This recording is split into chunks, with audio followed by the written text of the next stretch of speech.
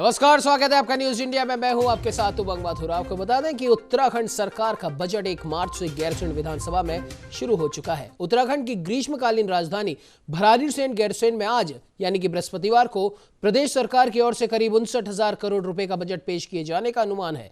सरकार पर्यटन, ग्रामीण अर्थव्यवस्था और सेवा क्षेत्र पर फोकस कर सकती है। चुनावी वर्ष होने के कारण बजट के इस बार लोक लुभावन होने के भी पूरे आसार हैं। सरकार रोजगार के मोर्चे पर मनरेगा जैसी योजनाओं का सहारा ले सकती है। प्रदेश सरकार की ओर से इस बार करीब 13,000 करोड़ रुपए का योजना बजट लाने की उम्मीद है। सूत्रों की अगर माने तो कोरोना के कारण उपजी स्थितियों को देखते हुए सरकार की ओर से इस बार बजट में हर वर्ग को किसी न किसी रूप में राहत देने की कोशिश की जा सकती है। योजना आकार बढ़ाकर सरकार ने इसका संकेत भी दिया है और इसी के साथ सरकार पर रोजगार के अवसर बढ़ाने का भी पूरा दबाव है और इसके लिए सरकार मुख्यमंत्री स्वरोजगार योजना सहित अन्य रोजगार परक योजनाओं का दायरा बढ़ा सकती है। तो वही त्रिवेंद्र सरकार का अंतिम और चुनावी बजट होने के कारण आम लोगों को एक बार फिर इस बजट से काफी उम्मीद है।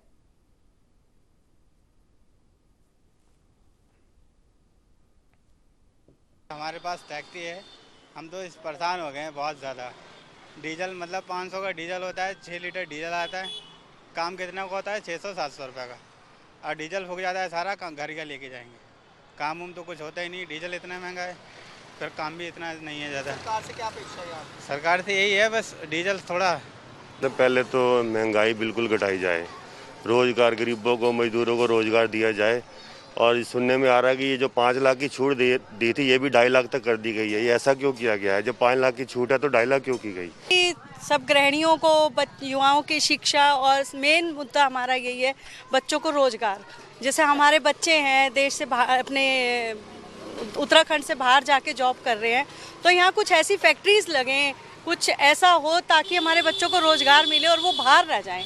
क्योंकि वो बाहर जाते हैं तो माँ बाप टेंशन में रहते हैं, बच्चे कहाँ कहाँ जा रहे हैं। मेन मुद्दा यही है कि यहाँ पर कुछ ऐसा डेवलप किया जाए, फैक्ट्रीज लगाई जाए, कुछ कंपनी को बुलाया जाए ताकि हमारा मुख्यमंत्री जी से त्रिवेंद्र सिंह रावत जी से हमारा ये अपेक्षा है कि बीते हुए जो कोरोना काल में हमारे जो दयनीय दशा हुई है, नौकरियां गए हैं, भूखमरी फैली है और मतलब इतने मौतें हुई हैं, तो देवभूमि में ये चाहते हैं कि उस दिशा को जो आज हमारी क्षति पहुंचे है, इस बजट में हम उसको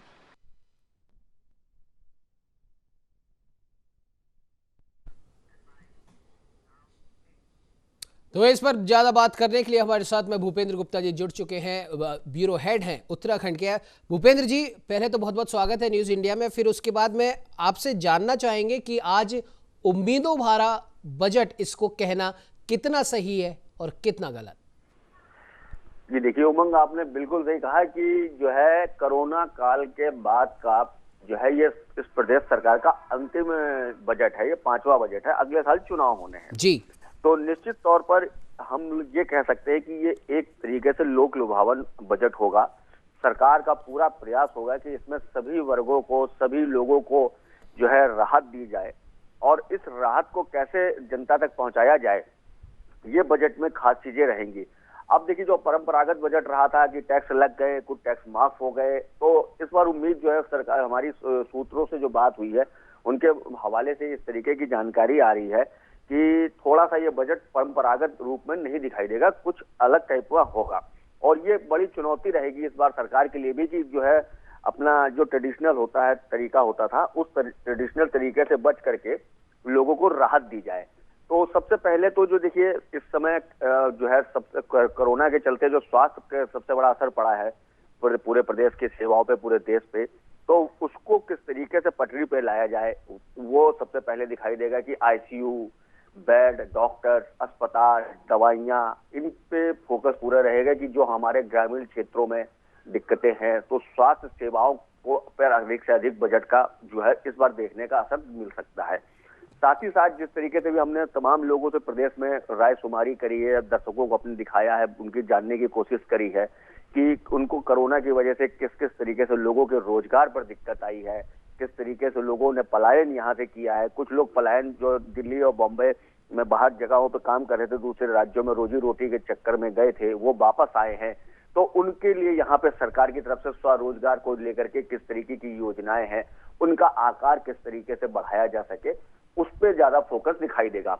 और देखिए जो सबसे खास बात है, कोरोना काल से पहले जो है जीडीपी जो प्रदेश की थी वो करीब 2.56 करोड़ के आसपास की थी, लेकिन सरकार के सामने इन तमाम बजट में जब राहत देगी तो निश्चित तौर पर पैसे की जरूरत पड़ेगी तो उसको जुटाना सरकार के लिए बहुत बड़ी चुनौती होगी। तो इस बार मान के चल रहे हैं हम सभी लोग, जो अर्थशास्त्री है उनसे जो बात हुई है उनका कहना है कि विकास की जो दर होगी वो शून्य से भी नीचे दिखाई नजर आ सकती है।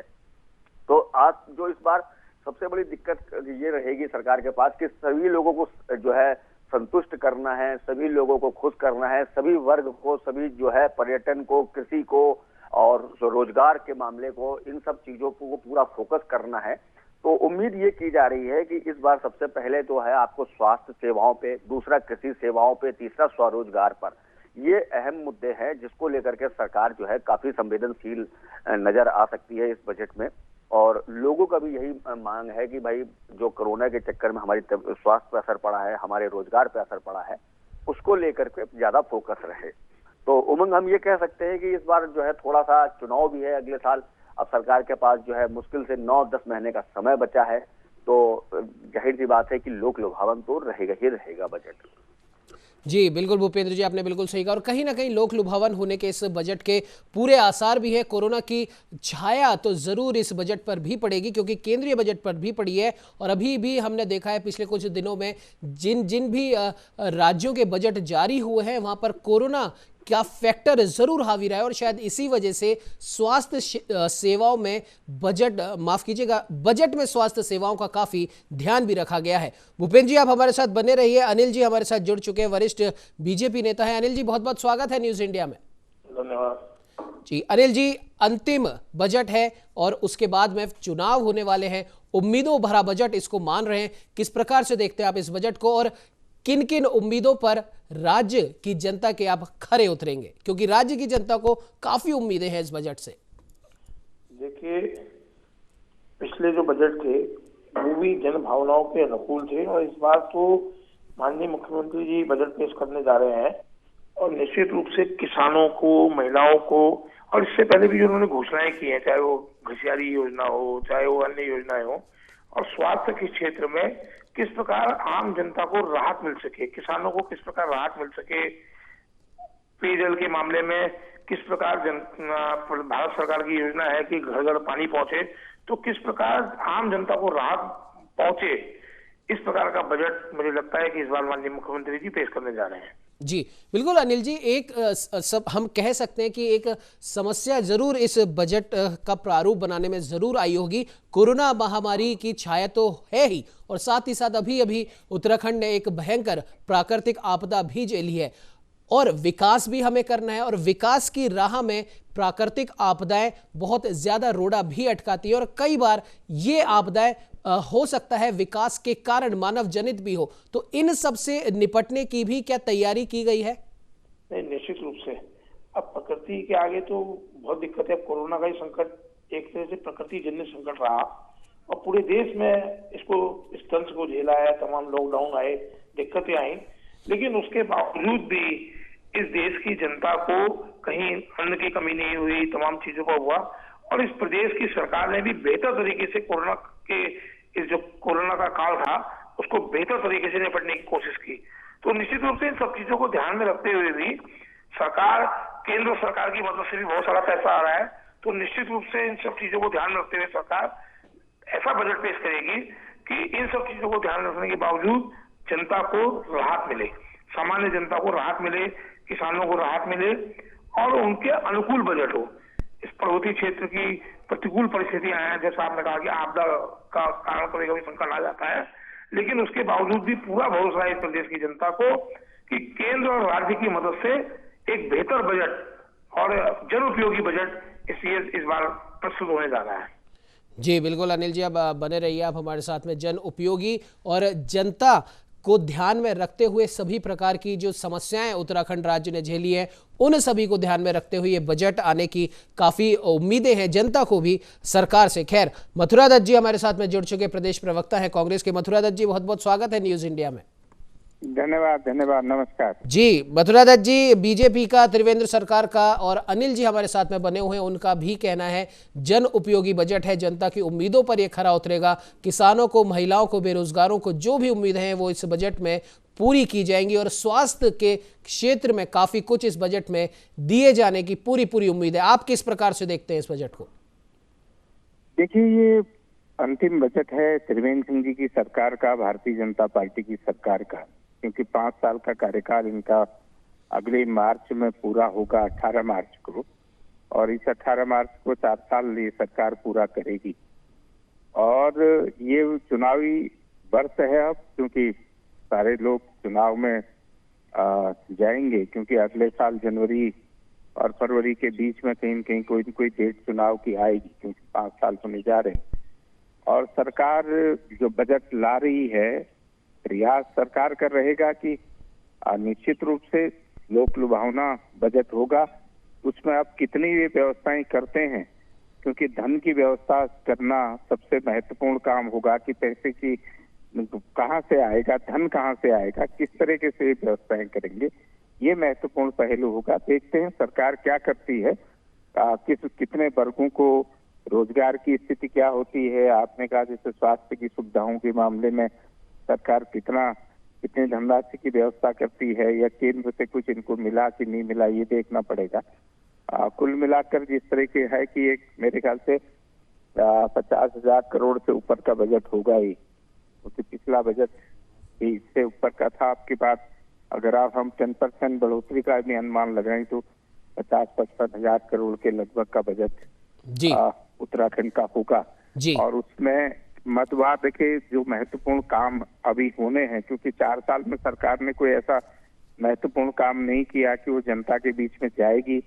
तो किस किस मत के लिए ये रुपया अलॉटमेंट करते हैं, क्या व्यवस्थाएं करते हैं, क्योंकि ये तो मानना है हम लोगों का कि लोक लुभावना बजट होगा ही, और निश्चित रूप से सरकार प्रयास करेगी कि अपने को एक कल्याणकारी सरकार साबित करने का प्रयास करेगी त्रिवेंद्र जी की सरकार। अब देखते हैं उसमें कितना कुछ होता है, लेकिन कुल मिलाकर ये कहा जा सकता है कि जो पिछला अनुभव रहा है 4 साल का राज्य की स्थिति के बारे में या वित्तीय स्थिति के बारे में, तो ये कहा नहीं जा सकता है कि क्या सुविधाएं ये देंगे। जी बिल्कुल, मथुरा दत्त जी हमारे साथ बने। अनिल जी, आप हमारे साथ लगातार बने हुए हैं, मथुरा दत्त जी का भी कहना है और विपक्ष का काम भी है सरकार के फैसलों के विरुद्ध जाना, या जो उचित चीजें हैं वो सरकार को बताना, आईना एक दिखाना विपक्ष का काम भी है। और जाहिर सी बात है, बहुत अच्छा यहाँ पर पॉइंट उठाया मथुरा दत्त जी ने कि राजकोषीय घाटा क्योंकि कोरोना के कारण बड़ा भी है और कई योजनाएं कोरोना के कारण जिनको अमली जामा नहीं पहनाया गया, उनको लेकर भी इस बजट में काफी कुछ उम्मीदें हैं, लोगों को काफी उम्मीदें हैं और विपक्ष भी ये देखेगा, बहुत बारीकी से देखेगा कि राजकोषीय घाटा तो बड़ा ही है। बिना उस घाटे को हम कह सकते हैं कि देखे हुए अगर हम नई घोषणाएं करते हैं तो वो पैसा कहां से आएगा, क्योंकि जाहिर सी बात है जब तक पैसे की आवक नहीं होगी तो नई योजनाओं के लिए वो पैसा कहां से आएगा। अनिल जी देखिए, विपक्ष का जो कहना है कि लोक लुभावना बजट, पहली बात निश्चित रूप से सरकार ने कहीं भी लोक लुभावनी घोषणाएं नहीं की है। जिन घोषणाओं पर अमल करेगी सरकार, पिछले समय भी माननीय मुख्यमंत्री जहां गए उन्होंने कहा जो मेरे पास पैसा होगा, जो आय होगी, जो केंद्र से पैसा मिलेगा, उसका समान रूप से वितरण हो, समान रूप से प्रदेश का समुचित विकास हो। और निश्चित रूप से लोक लुभावना बजट जैसी स्थिति नहीं है कि घोषणाएं कर दी, जैसे पिछली सरकार ने की थी, तमाम ऐसी घोषणाएं कर दी जो इम्प्लीमेंट ही नहीं हुई। पहले सरकार जाते समय जो है 3-3 हजार सड़कों का कर गई, कहीं 10,000 के 5,000 टोकन मनी दे गई, पैसा था नहीं। निश्चित रूप से त्रिवेंद्र जी के राज्य में त्रिवेंद्र जी एक सुलझे मुख्यमंत्री हैं, सुलझे वित्त मंत्री के नाते बजट पेश कर रहे हैं। लोक लुभावनी जैसी चीज नहीं होगी, लेकिन समुचित जनता को ध्यान, उत्तराखंड की सारी जनता के सर्वांगीण विकास के लिए किस प्रकार संसाधनों में काम हो सकता है, क्योंकि केंद्र में भारतीय जनता पार्टी की सरकार है और लगातार मदद कर रही है। अभी भी सड़कों के मामले में भी 25,000 करोड़ रुपया नेशनल हाईवे के लिए नितिन गडकरी ने देने की बात की है, जल संसाधन मंत्री ने बात की है, आईटी के क्षेत्र में रविशंकर प्रसाद जी ने पैसा देने की बात की है। तो केंद्र की सरकार का फायदा तो मिल रहा है, डबल इंजन की सरकार का फायदा मिल रहा है। और इन सब चीजों को प्रदेश की जो आय होगी, प्रदेश की क्या स्थिति होगी, इसको देखते हुए मैं समझता हूँ त्रिवेंद्र जी एक ऐसा बजट पेश करेंगे जिससे जनता को फायदा पहुंचे। खाली थोथा बजट, खाली लोक लुभावनी घोषणाएं जैसा कह रहे हैं, मैं समझता हूँ त्रिवेंद्र जी के स्वभाव में ऐसा नहीं है, और ना वो जनता के साथ कभी कोई ऐसी बात करते हैं। जहां भी चीजें होंगी ठीक प्रकार से समुचित तरीके से उसका वितरण हो, जनता को लाभ मिले, मैं समझता हूँ इस प्रकार का बजट इस बार निश्चित रूप से आएगा। जी बिल्कुल अनिल जी, और जनता को भी यही उम्मीद है कि उनकी जो प्रमुख जो मांगे हैं, जो बुनियादी ज़रूरतें हैं, वो इस बजट में, इस अंतिम बजट में ज़रूर पूरी होंगी। भूपेंद्र जी आपके पास आना चाहूँगा। अगर बात करें राजकोषीय घाटे की, जैसे कि मधुरा दत्त जोशी जी ने भी कहा था, राज्य की अर्थव्यवस्था में किन किन चीज़ों का कितना प्रतिशत योगदान है, भूपेंद्र जी एक बार वो मैं बताना चाहूँगा। विनिर्माण का 37.5%, निर्माण का करीब 7.95%, व्यापार और परिवहन का भी, व्यापार का 14 के आसपास, और परिवहन, भंडारण, सूचना एवं प्रसारण का भी कुछ प्रतिशत योगदान जरूर होता है राज्य की अर्थव्यवस्था में। और कोरोना के कारण इन सभी चीजों पर लगभग असर तो पड़ा ही है। तो किस प्रकार से इन प्रतिशतों को अगर हम देखें, विनिर्माण, निर्माण, व्यापार, परिवहन, भंडारण, सूचना एवं प्रसारण, इन सभी चीजों को देखते हुए क्या आज पेश होने वाले बजट में इनको शामिल किया जाएगा, और राजकोषीय घाटे को ध्यान में रखते हुए ही किसी भी योजना को या जो अपूर्ण योजना है उसे पूरा करने की बात कही जाएगी? जी देखिए उमंग, आपने ठीक कहा कि ये चुनाव का साल है। सरकार के सामने सबसे पहला लक्ष्य, सबसे बड़ी चुनौती ये है कि किसी भी तरीके से सरकार जो है जनता के ऊपर कोई नया कर ना लगाए, क्योंकि चुनाव सबसे पहले है। दूसरा, सरकार पिछले साल कोरोना से जो है, अभी कोरोना का पूरा साल उन्होंने देखा है, सब पूरे प्रदेशवासियों ने। सरकार के पास जो अभी तक का आर्थिक संसाधन है प्रदेश के अंदर वो सीमित है। नंबर तीसरी चीज ये है कि कोरोना की वजह से जो आर्थिकी कमजोर हुई है, उस आर्थिकी की भरपाई अभी तक का जो है प्रदेश के लोग या प्रदेश की सरकार नहीं पूरा कर पाई है। तो ये सबसे बड़ा चुनौती मामला रहेगा त्रिवेंद्र रावत सरकार के सामने कि एक तो नया कर नहीं लगना है, नया कर नहीं लगेगा तो आपके पास पैसा नहीं आएगा, पैसा नहीं आएगा तो आपके आर्थिकी आप मजबूत नहीं हो पाएगी। कोरोना से स्वास्थ्य सेवाएं वैसे ही लचर हालत में पहुंच गई हैं, वो सबको राहत देनी है, प्रदेशवासियों को वो राहत देनी है। इसके साथ साथ जो है जो जिस तरीके से भी अनिल डब्बू जी का ये कहना था कि केंद्र सरकार की तरफ से हमारे को लगातार, प्रदेश सरकार को, त्रिवेंद्र रावत सरकार को लगातार सहायता सुविधा दी जा रही है, लेकिन ये सुविधा कितनी बड़ी है या ये सुविधा का लाभ कितना ले पाते हैं, ये इस बजट में साफ देखने को मिलेगा। अगर देखिए, इससे पहले भी बजट आने से पहले मुख्यमंत्री खुद वहां 2-3 दिन के दौरे पे थे दिल्ली, तमाम केंद्रीय मंत्रियों से मिलकर आए हैं, चाहे वो नितिन गडकरी हो, कृषि बागवानी के मंत्री हैं नरेंद्र सिंह तोमर, उनसे मिलके करीब आधा दर्जन केंद्रीय मंत्रियों से मिले थे और उन्होंने तमाम प्रदेश के लिए तमाम चीजें मांगी हैं। तो आज ये क्लियर हो जाएगा कि आज ये जो, जैसे कृषि बागवानी को लेकर के बात करें, हम हाईवे को लेकर के बात करें, हम आर्थिकी, किस तरीके से आर्थिकी को लेकर के जो इस तरीके से जो कमजोर स्थिति में दिखाई दे रही है, अब इनके पास प्रदेश सरकार के पास एकमात्र सहारा केंद्र की तरफ टकटकी लगा के देखने का है। और ये क्लियर हो जाएगा कि इसमें बजट के बाद से कि त्रिवेंद्र रावत की व्यक्तिगत छवि या वो प्रदेश की जो कमजोर स्थिति को किस तरीके से सेंट्रल के सामने रख पाए हैं और वहां से कितनी मदद ला पाए हैं, ये अभी 4 बजे के जो बजट पेश होने जा रहा है उसमें जो है साफ स्पष्ट हो जाएगा। लेकिन जो वर्तमान हालात प्रदेश के हैं उसको, और जो हम अभी तक का देखते आए हैं कि जो वित्तीय चीजें हैं, यहाँ पे जो जीडीपी अभी तक का हम प्रदेश की कोरोना से पहले थी 2.56 लाख करोड़ की हुआ करती थी, और इस समय जो है वर्तमान में 2.50 की है। तो ऐसी स्थिति में हम ये कतई उम्मीद नहीं की जा सकती है कि जो है विकास की दर बहुत तेजी से आगे बढ़ेगी या बहुत तेजी से उछाल मारेगी। ये कहीं से कहीं तक देखिए उमंग स्पष्ट है कि ये नहीं दिखाई देता है। जी बिल्कुल भूपेंद्र जी, माफ कीजिएगा बीच में आपको इंटरप्ट कर रहा हूं, समय इजाजत नहीं देता है। अनिल जी, मथुरा दत्त जी, बहुत कम शब्दों में फाइनल कमेंट आपसे लेना चाहूंगा। सबसे पहले अनिल जी आपके पास आना चाहूंगा, 20 सेकंड में फाइनल कमेंट। अनिल जी। देखिए, मैंने फिर कहा कि केंद्र सरकार उत्तराखंड पर पूरी तरह मेहरबान है, प्रधानमंत्री जी का विशेष लगाव है, इसलिए प्रदेश में किसी प्रकार धन की कमी नहीं आएगी। और निश्चित रूप से त्रिवेंद्र जी प्रदेश के मुखिया है जिन्होंने 5 साल भ्रष्टाचार मुक्त सरकार चलाई है, कहीं ना कहीं जनभावनाओं को ध्यान में रखते हुए किस प्रकार इन सब चीजों को समाहित करते हुए जनता को अधिकतम लाभ पहुंचे, इस प्रकार का बजट इस बार प्रस्तुत करने जा रहे हैं। जी बिल्कुल। मथुरा दत्त जी, फाइनल कमेंट आपसे आज पेश होने वाले उम्मीदों से भरे बजट पे। मथुरा दत्त जी, फाइनल कमेंट। मथुरा दत्त जी, मेरी आवाज सुन पा रहे हैं आप? लगता है किसी तकनीकी खामी की वजह से उनसे हमारा संपर्क टूट गया। खैर, अब देखने वाली बात यह होगी कि आज शाम 4 बजे त्रिवेंद्र सरकार का उम्मीदों से भरा और अंतिम बजट पेश होने जा रहा है, और देखने वाली बात यह है कि कितना ये जनता की उम्मीदों पर खरा उतरेगा, क्योंकि नया कर नहीं लगा सकते, क्योंकि चुनावी साल भी है, और बिना कर लगाए पैसे की आवक कैसे होगी, और जब पैसे की आवक नहीं होगी तो जाहिर सी बात है राजकोषीय घाटा भी बढ़ेगा। इन तमाम चीजों को देखते हुए कोरोना की छाया के बीच ये बजट कितना उम्मीदों पर खरा उतरेगा, ये तो खैर आने वाला वक्त ही बताएगा। फिलहाल इस चर्चा में इतना ही। देश दुनिया की तमाम खबरों को जानने के लिए आप बने रहिए हमारे साथ और देखते रहिए न्यूज़ इंडिया।